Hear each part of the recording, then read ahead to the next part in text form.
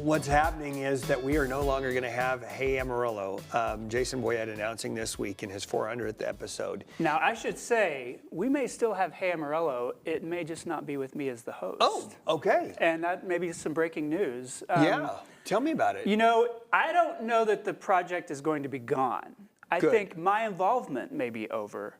Okay. But I'm having some conversations with people who are like, I don't want to lose this. Could it continue in some fashion? And I'm not ready to announce anything. Okay. These are just conversations, but it could continue. Well, come back and do this. Now, here's the thing. Full disclosure.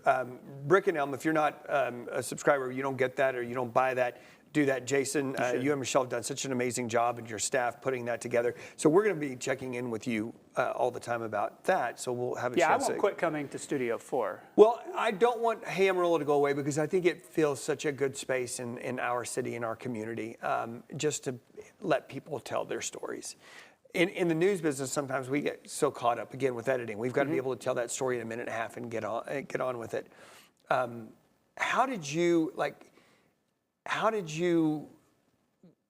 What was it that you finally decided, this is where I need to end it?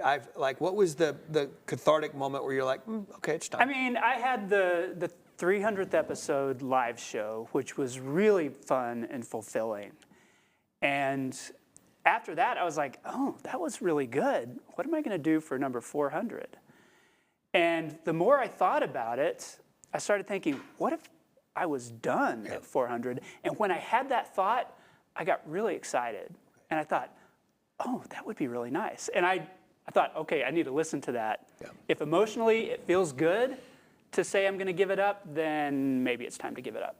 This will be a hard question for you. Out of the 400 episodes, was there an interview that stands out? I'm sure you're going to get that question a lot. What was one of your favorite episodes? But I'm not going to ask you what was your favorite, but which one stood out that really made a huge impact on you when you got done with it?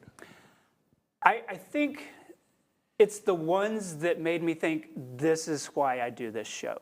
I always wanted to take someone that my guests didn't know or that had an experience that they didn't understand or a background they couldn't identify with and humanize them to my listeners.